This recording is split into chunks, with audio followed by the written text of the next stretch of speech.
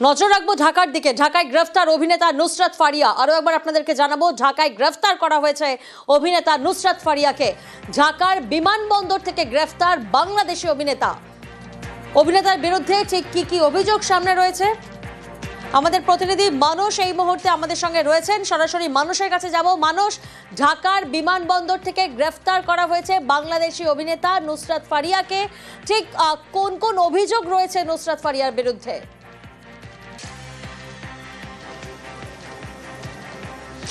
দেখো, প্রথমেই তোমাকে জানিয়ে রাখবো যে নিষিদ্ধ হওয়ার পর আওয়ামী লীগের সঙ্গে যোগাযোগের অজুহাত দিয়ে বাংলাদেশের সেলিব্রিটিদের ওপর হেনস্থা করার যে ধারা, সেটা কিন্তু অব্যাহত। কারণ গত সপ্তাহে আমরা দেখতে পেয়েছি যে দুই বাংলার অত্যন্ত জনপ্রিয় সঙ্গীত শিল্পী মুমতাজ বেগমকে গ্রেপ্তার করা হয়েছে এবং আজ রবিবার দেখা গেল যে ঢাকা বিমানবন্দরে প্রথমে আটক এবং তারপর গ্রেপ্তার হলেন জনপ্রিয় অভিনেত্রী নুসরাত ফারিয়া। তার বিরুদ্ধে বিভিন্ন অভিযোগ আনা হয়েছে। বলা হচ্ছে যে গত বছর যখন বৈষম্য বিরোধী ছাত্র আন্দোলন হয়েছিল, সেই সময় সেই আন্দোলন দমনে নুসরাত ফারিয়া আওয়ামী লীগের হয়ে আর্থিক সাহায্য করেছিল।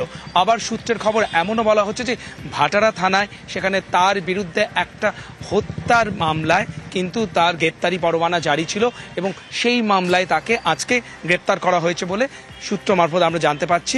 তবে আজ নুসরাত ফারিয়া দুপুরবেলা যখন ঢাকা বিমানবন্দরে থাইল্যান্ড যাওয়ার উদ্দেশ্যে পৌঁছন, সেখানে কিন্তু ইমিগ্রেশনে প্রথমে তাকে আটক করা হয় এবং তারপর তাকে গ্রেপ্তার করে ঢাকা মহানগর থানায় নিয়ে আসা হয় এবং তার বিরুদ্ধে তোমাকে যে দুটো বললাম, এই দুটো অভিযোগ এই মুহূর্তে বলা হচ্ছে। প্রথমত ছাত্র আন্দোলনে তিনি আওয়ামী লীগে হয়ে আর্থিক সাহায্য করেছিলেন এবং দ্বিতীয়ত ভাটারা থানায় তার নামে ইতিমধ্যেই একটি হত্যা মামলায় কিন্তু পরোয়ানা জারি ছিল বলে এখনো পর্যন্ত জানানো হচ্ছে। এবং নুসরাত ফারিয়া এই মুহূর্তে ঢাকা, আমাদের দর্শকদেরকে জানাবো, বাংলাদেশের শিল্পীদের ধরপাকড়, গ্রেফতার আওয়ামী লীগের প্রাক্তন সাংসদ মমতাজ বেগম। বাংলাদেশের জনপ্রিয় সঙ্গীত শিল্পী মমতাজ বেগম খুন সহ একাধিক মামলায় গ্রেফতার এই শিল্পী। 12ই মে মমতাজ বেগমকে গ্রেফতার করে ঢাকা পুলিশ। ইউনুস জামানায় বাংলাদেশ প্রশাসনের নিশানায় অভিনেতারা। শুধু নুসরাত ফারিয়া, মমতাজ বেগমই নন, প্রশাসনের রোষের মুখে পড়েছিলেন পরিমণিও। মারধর, খুনের হুমকির মামলা তার বিরুদ্ধে হয়। বাংলাদেশি অভিনেত্রী পরিমণির বিরুদ্ধে গ্রেফতারি পরোয়ানা জারিও হয়। আমাদের প্রতিনিধি মানুষ এই মুহূর্তে আমাদের সঙ্গে রয়েছেন। সরাসরি মানুষের কাছে আরো একবার জানবো। মানুষ, প্রশ্নটা এখানেই যে ইউনুস জামানায় বাংলাদেশ প্রশাসনের নিশানায় কেন বারবার শিল্পীরা, অভিনেতারা?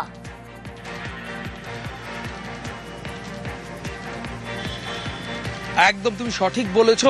ইউনুস সরকারের জামানায় কিন্তু আমরা দেখতে পাচ্ছি যে বাংলাদেশের সেলিব্রিটিরা বা শিল্পীরা একে একে কিন্তু হেনস্থার শিকার হচ্ছেন। তুমি যেই উদাহরণগুলো দিলে, অবশ্যই আমরা দেখেছি পরিমণিকে গ্রেপ্তার করা হয়েছিল। তারপর আমরা গত সপ্তাহেই দেখলাম সোমবার অর্থাৎ 12ই মে মুমতাজ বেগমকে গ্রেপ্তার করা হয়েছে।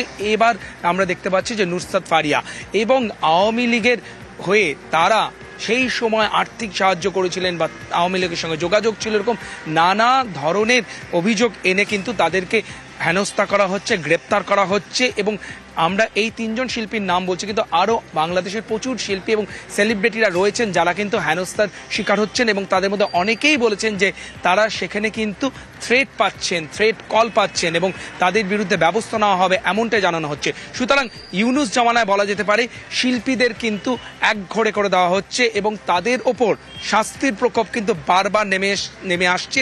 এবং এই নিয়ে কিন্তু বাংলার দেশের শিল্পী মহলে বা বাংলাদেশের চলচ্চিত্র জগতে কিন্তু অনেকেই ধীরে ধীরে সরব হতে শুরু করেছেন এবং তারা বলছেন যে উদ্দেশ্য প্রণোদিতভাবে শিল্পীদের ওপর বা সেলিব্রিটিদের ওপর ইউনুস সরকার বারবার এরকম শাস্তির খাড়া দেখিয়ে তাদেরকে হেনস্থা করছেন বা তাদের ওপর বারবার শাস্তির খাড়া নেমে আসছে। একেবারেই মানুষ।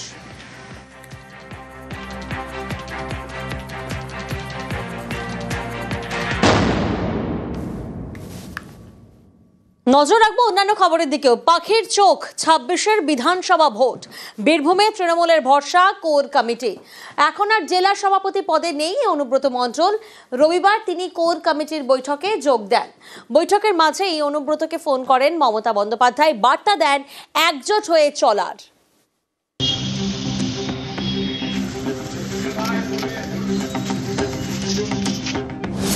বীরভূমে তৃণমূলের কোর কমিটি রবিবার তারা বৈঠকে বসে বোলপুরের পার্টি অফিসে। বৈঠকে মধ্যমণি অনুব্রত মণ্ডল। ৮ ঘন্টার বৈঠক। বৈঠক শুরুর ১০-১২ মিনিট পরেই অনুব্রত মণ্ডলকে ফোন করেন তৃণমূল নেত্রী মমতা বন্দ্যোপাধ্যায়। বলেন, বীরভূমের তৃণমূল নেতারা আলাদা করে কর্মসূচি করতে পারবেন না। দলীয় কর্মসূচির বিষয়ে সবাইকে একজোট হয়ে সব সিদ্ধান্ত নিতে হবে। জেলায় দলীয় সংগঠন মজবুত রাখতে হবে। আমার পদ না পেলে অম্বল হবে এরকম ধরনের মানুষ নয়। আমি হলে তো অনেক আগে এমএলএ, এমপি, মন্ত্রী সবই হয়ে যেত। পদের ময় আমি করি না, আর পদ নিয়ে আমি চিন্তা ভাবনা করি। জেল যখন খেটেছি তখন কোনোদিনই অন্য দলে যাব, অন্য দলে গিয়ে তাহলে জেল খাটতে হতো না। দলের সকলেই তাদের মতামত রেখেছেন, সবাই এক সুরেই কথা বলেছেন এবং একভাবেই চলবে, ঐক্যবদ্ধভাবে দল চলবে। মাসে 2 বার করে কোর কমিটি বসবে। 14ই জুন নেক্সট মিটিংটা হবে এবং সেটা সিউড়িতে হবে, আর 28শে জুন আবার বোলপুরে হবে। সমস্ত কর্মসূচি পালন করা হবে এবং আপনারা নিশ্চিত থাকুন যে সমস্ত বিষয়গুলি জেলা কোর কমিটিতে আলোচনা করেই সিদ্ধান্ত নেয়। 5 মাস আগে গত ডিসেম্বরে শেষবার বৈঠক করে এই কোর কমিটি। তখনও সবার মাঝেই ছিলেন কেষ্ট। সে সময় অনুব্রত মণ্ডল ছিলেন বীরভূমের তৃণমূলের জেলা সভাপতি। এই পদটাই সরিয়ে দিয়েছে ঘাসফুলের শীর্ষ নেতৃত্ব। বীরভূমে তৃণমূল পরিচালনার দায়িত্বে এখন 9 সদস্যের কোর কমিটি। অনুব্রত মণ্ডল সেই কমিটির একজন সদস্য। এখন তিনি আর জেলা সভাপতি নন। 2022 সালে তাকে গ্রেপ্তার করে কেন্দ্রীয় এজেন্সি। তারপরেই বীরভূমের দল চালাতে কোর কমিটি তৈরি করে তৃণমূলের শীর্ষ নেতৃত্ব। গত বছর অনুব্রত মণ্ডল জেল থেকে ফিরলে তাকে কোর কমিটিতে যুক্ত করা হয়। তৃণমূলের একাংশের মতে বীরভূমের কোর কমিটির মধ্যে ঠান্ডা লড়াই চলছিল, যার জেরে 5 মাস কোনো বৈঠকই হয়নি। মুখোমুখি হননি কেষ্ট কাজল। শুক্রবার সাংগঠনিক রদবদলের পর রবিবার সেই কোর কমিটি বৈঠকে বসে। দীর্ঘদিন পর কেষ্টর মুখোমুখি কাজল শেখ, জেলা সভাধিপতি এবং কোর কমিটির সদস্য। আমাদের যিনি নেত্রী, যার চলার পথকে অনুসরণ করে আমরা সকলে চলি, তার নেতৃত্বে তার নির্দেশেই 2 বার করে বীরভূম জেলা কোর কমিটি আগামী মাস থেকে হবে। পাখির চোখ 26-এর বিধানসভা ভোট। সংগঠনে বড় রদবদল করেছে তৃণমূলের শীর্ষ নেতৃত্ব। বীরভূমে ঘাসফুলের ভরসা কোর কমিটি। একই ছবি উত্তর কলকাতার সাংগঠনিক জেলাতেও। এখানেও 9 সদস্যের কোর কমিটি তৈরি করেছেন তৃণমূল নেতৃত্ব। সরানো হয়েছে জেলা সভাপতির পদ। সাংসদ সুদীপ বন্দ্যোপাধ্যায় ছিলেন উত্তর কলকাতা জেলা তৃণমূলের সভাপতি। এখন তিনি এই সাংগঠনিক জেলার চেয়ারম্যান। উত্তর কলকাতায় চেয়ারম্যান রয়েছেন সুদীপবাবু, তো আমি রাজ্য কমিটির সাধারণ সম্পাদক, একজন মুখপাত্র, তারপরে সর্বস্তরে যেখানে যা হবে সমস্ত কিছু আমার চাই, সব ব্যাপারে আমায় ঢুকতে হবে, যতদিন যা চাইবো সব আঁকড়ে থাকবো। আমি এই নীতিতে তো বিশ্বাস করি না। যা হয়েছে ভালো হয়েছে, দলের নেত্রী যা করেছেন ঠিক করেছেন। আর আমাকে যদি আমার বিষয় বলেন, আমি নেই কেন, অমুক কেন, মোগাম্ব খুশওয়া।